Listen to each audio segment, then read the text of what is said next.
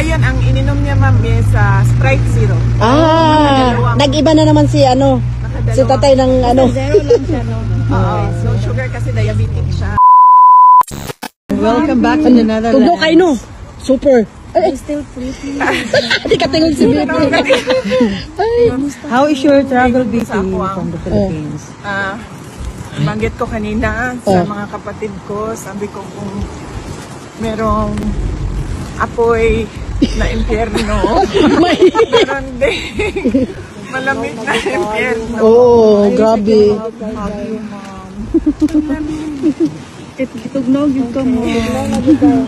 Thank you for coming and showing your support to President Duterte. Tapos nagsabi siya na, kasi nabanggit ko kanina na merong mga Filipinos dito sa labas ngayon. Sabi niya na nakailang ulit na daw siya nasabi sa inyo na natanggap niya daw lahat ng messages niyo, na tanggap niya rin ang mga prayers ninyo, and do not daw parang sacrifice your health staying out in the cold.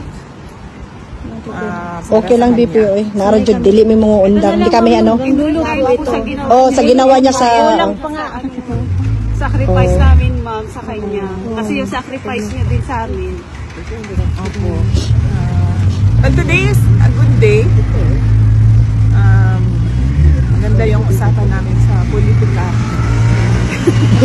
May konting usapan about sa pamilya, pero karamihan sa politics at kung ano yung nangyayari last time. Matagal-tagal ka din hindi nakabisita, no, BPO? Zero? Oh, yes, ma'am. Ngayon, ang ininom niya, ma'am, is Sprite Zero. Nag-iba na naman si si tatay ng Zero lang siya, no? So, sugar kasi diabetic siya. So, Ma'am, nagtatry siya uminom ng siya. kanina wala, ma'am, ang ininom. Pero umiinom naman siya. Yes, oo. Pag yung mga medical personnel ang nag-handle sa kanya, yun lang ang binibigay sa kanya, pati ng mga lawyers, siya alam. At syempre kami. Ma'am, musta pa si Tatay Digong after sa third region? Oo, thank you.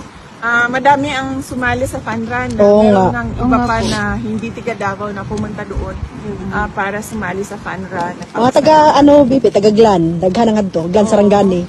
Oo. Papasalamat kami sa mga organizers.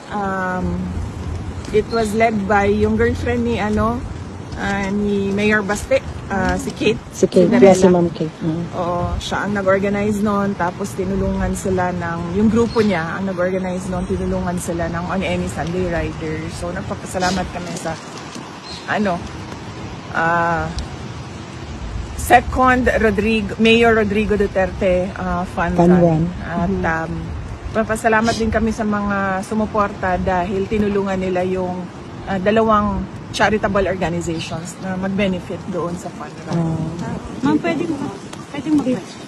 Kamusta po si Tatay Digong after sa rejection po ng Hindi niya banggit kanina, ma'am. Actually, hindi ko na tinake up kasi ayaw na ako yung tama. sa bawat